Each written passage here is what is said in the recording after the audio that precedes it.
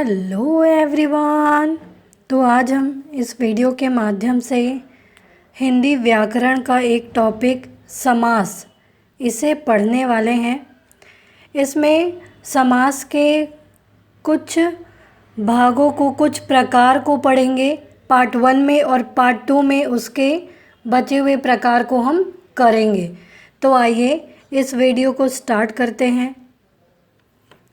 सबसे पहले हम ये समझेंगे कि समास होता क्या है। तो समास को हम संक्षिप्तीकरण के रूप में भी जान सकते हैं। संक्षिप्तीकरण कहने का मतलब होता है छोटा रूप, संक्षिप्त छोटा रूप। तो जब दो या दो से अधिक शब्द मिलकर एक स्वतंत्र शब्द बनता है तो उसे समास कहते हैं। दो या दो से अधिक शब्द, जैसे महाकवि, तो दो शब्दों से मिलकर बना है ये जो है महान कवि, महान और कवि। सेना नायक, सेना का नायक। दिन रात, दिन और रात। यथाशक्ति, शक्ति के अनुसार। तो समास दो या दो से अधिक शब्दों को मिलाकर एक स्वतंत्र शब्द बनता है, वो समास कहलाता है। समास का अर्थ संक्षिप्तीकरण भी होता है। अब इसके कुछ प्रकार को देखेंगे और ये देखेंगे कि इसका विग्रह, इसको कैसे तोड़ा जाता है। समासों के शब्दों का परस्पर संबंध प्रकट करने की क्रिया को विग्रह कहते हैं। जैसे हमने पढ़ा कि महान कवि, महान कवि, तो दो अलग अलग शब्दों को मिलाकर बना है महाकवि।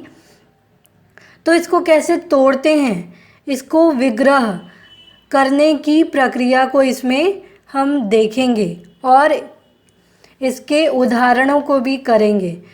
तो समास के मुख्य प्रकार है, जिसमें से पहला है द्वंद्व समास। द्वंद्व समास क्या होता है? इस समास में दोनों पद ही प्रधान होते हैं।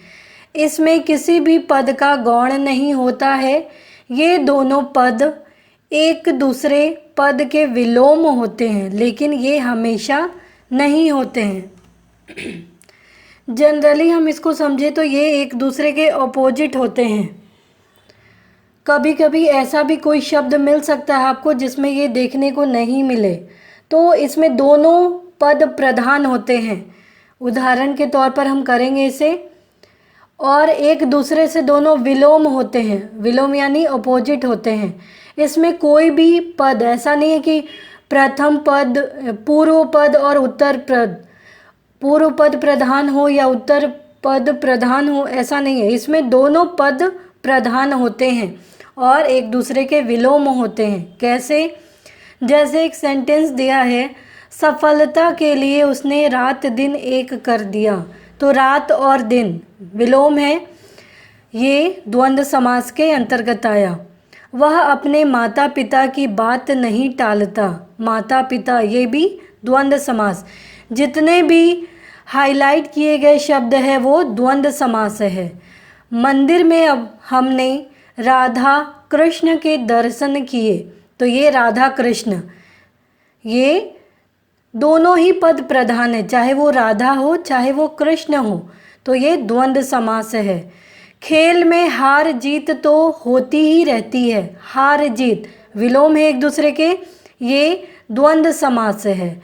उन्हें लाभ हानि की चिंता नहीं थी। लाभ हानि एक दूसरे से अपोजिट, विलोम, तो ये द्वंद्व समास है। तो अगर हम शॉर्ट फॉर्म में अगर याद करना चाहे तो हम ये देख सकते हैं कि एक दूसरे से जो विलोम हो।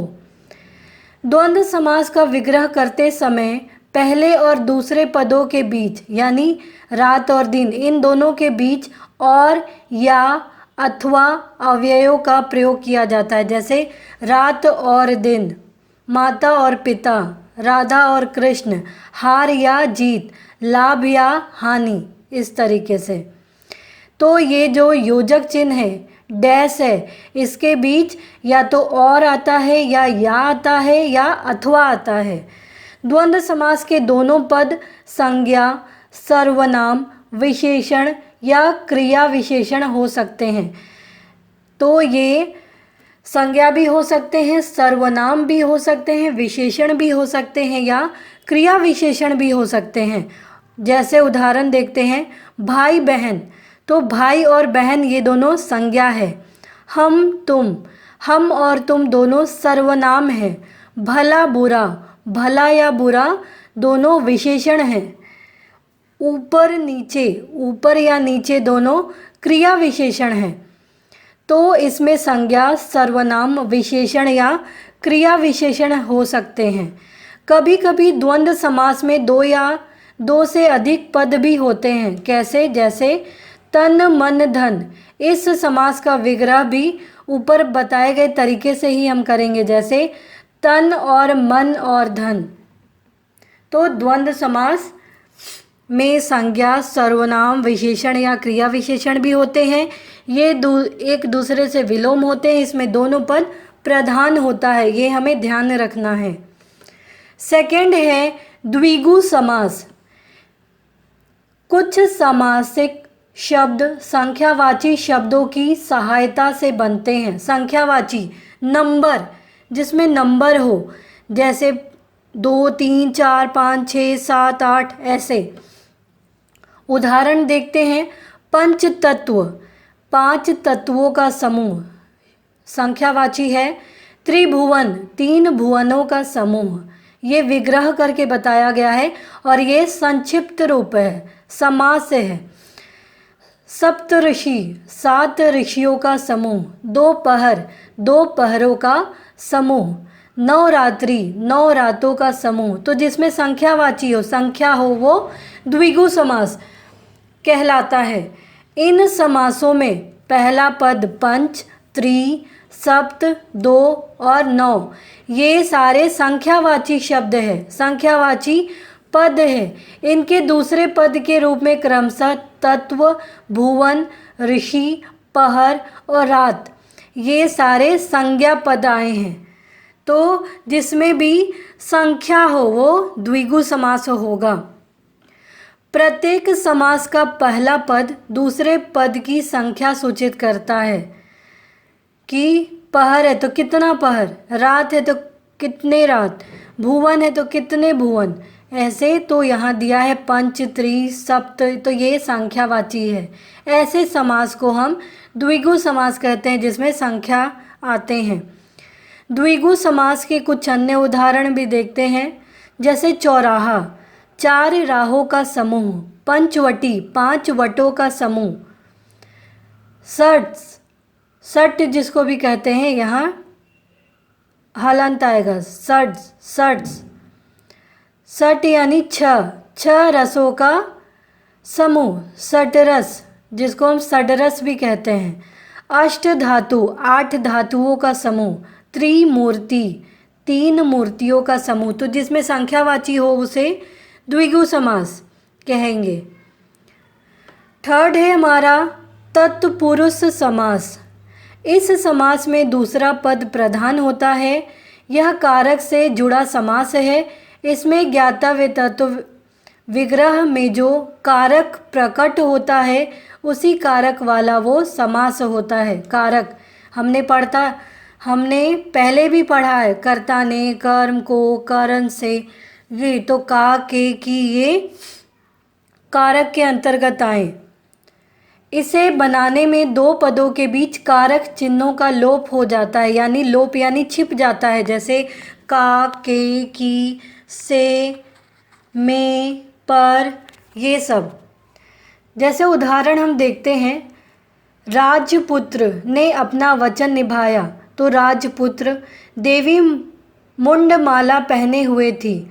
सुख प्राप्त व्यक्ति कब किसी की परवाह करता है। मुनि ध्यान मग्न थे, उनका व्यवहार प्रेम पूर्ण था। उपयुक्त, जो भी उपर्युक्त वाक्यों के रेखांकित शब्द या हाइलाइटेड जो भी किए गए हैं वो सामासिक शब्द कहलाते हैं। उनका विग्रह कैसे करेंगे हम? राजपुत्र, तो राजा का पुत्र, यहाँ का लोप हुआ है, ये छिप गया है। मुंडमाला, मुंडों की माला, की छिपा हुआ है। सुख प्राप्त, सुख को प्राप्त, को यहाँ छिपा हुआ है, लोप हो गया है इसका। ध्यान मग्न, ध्यान में मग्न, म का लोप हुआ है। प्रेम पूर्ण, प्रेम से पूर्ण, तो से यहाँ लुप्त हो गया है। तो इसमें कारक आते हैं, जैसे कर्ता ने, कर्म को, करण से, जो भी चिन्ह है ये इनका लोप हो जाता है, ये छिप जाते हैं और इसमें दूसरा पद प्रधान होता है। इन समासों के विग्रह में का, की, को, में, से इन कारक विभक्तियों का प्रयोग होता है। का और की विभक्तियां संबंध कारक की हैं, को विभक्ति कर्म कारक की है, में विभक्ति अधिकरण कारक की है और से विभक्ति करण कारक की है। सामासिक शब्दों में इन विभक्तियों का लोप हो गया है, यानी ये जो विभक्ति है ये छिप गए हैं। नेक्स्ट हम देखते हैं, मतलब अगर कहा जाए तो तत्पुरुष समास ये पूरा कारक के ऊपर होता है, इसमें कारक चिन्हों का लोप हो जाता है, यह छिप जाता है। जैसे अगर हम कुछ और उदाहरण भी देखना चाहे, जैसे मान लीजिए कर्म तत्पुरुष, तो कर्ता ने, कर्म को, कर्म की चिन्ह क्या होता है, यहाँ लिखा भी है कर्म को, तो कर्म कारक का चिन्ह होता है को। तो को से जैसे स्वर्ग प्राप्त, तो उसे हम क्या कह सकते हैं, स्वर्ग को प्राप्त। हस्तगत, तो हस्त को गत। जैसे करण कारक से देखते, कर्ता ने, कर्म को, करण से, तो करण का चिन्ह क्या हुआ, विभक्ति चिन्ह, कारक चिन्ह क्या हुआ, वो से हुआ। तो जैसे मंत्र मुग्ध, तो इसे हम विग्रह करेंगे तो कैसे करेंगे, मंत्र से मुग्ध। ठीक, दूसरी तरफ देखेंगे जैसे ज्योतिर्हीन, तो ज्योति से हीन, तो ये कारक के ऊपर डिपेंड होता है। अगर हम इसमें जैसे ये भी डाउट आ सकता है कि पहला पद या दूसरा पद क्या होता है, तो पहला पद यानी राजा का पुत्र, तो राजा पहला पद, और अगर दूसरा पद देखें, पहला पद होगा यहाँ पुत्र और दूसरा पद होगा राजा, तो पहला और दूसरा पद इसे ही हम कहते हैं, तो इसमें दूसरा पद प्रधान होता है। अब ये समझेंगे कि पहला पद और दूसरा पद क्या होता है। तो पहले पद को हम पूर्व पद भी कहते हैं और दूसरे पद को उत्तर पद भी कहते हैं। पहले पद, पद यानी पहला शब्द, पूर्व शब्द और दूसरा शब्द, तो इसका मीनिंग ये होता है। नेक्स्ट हम देखेंगे, नेक्स्ट है हमारा अव्ययी भाव समास।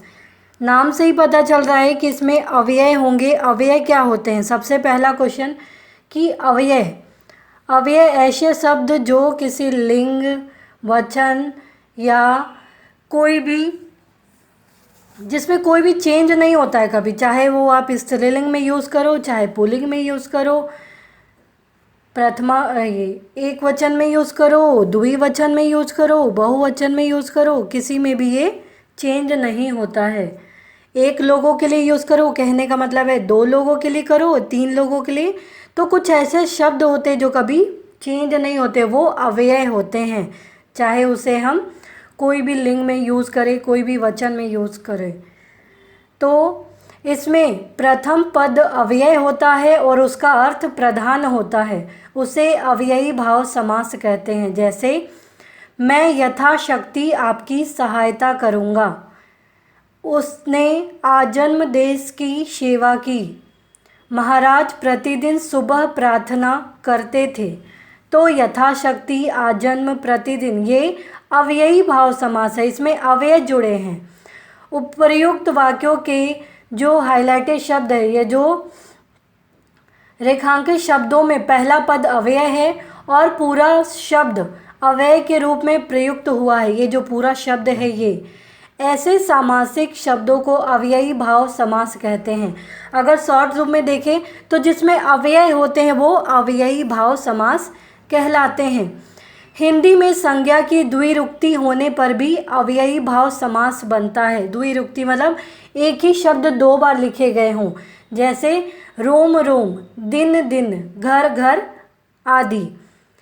अब इसके विग्रह करके हम देखते हैं, जैसे यथाशक्ति, शक्ति के अनुसार, आजन्म, जन्म तक, प्रतिदिन, प्रत्येक दिन, रोम रोम, प्रत्येक रोम, दिन दिन, प्रत्येक दिन। तो इसमें ये अव्यय है, जन्म है, शक्ति है, दिन है, रोम है, तो ये अव्यय है।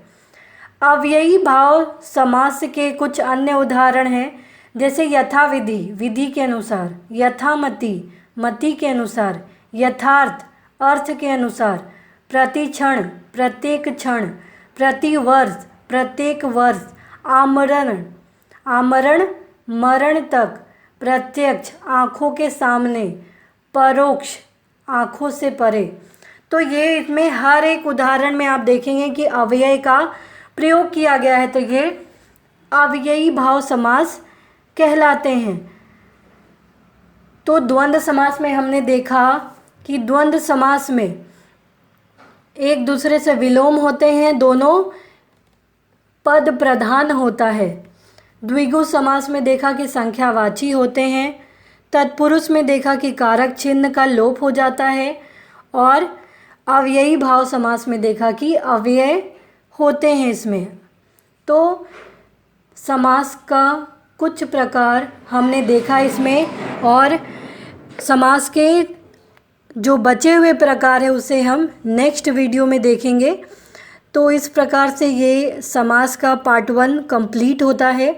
उम्मीद है आपको ये चैप्टर समझ में आया होगा, ये जो हिंदी व्याकरण का पार्ट है ये समझ में आया होगा। तो प्लीज़ आप इस वीडियो को लाइक करना, सब्सक्राइब करना ना भूलें।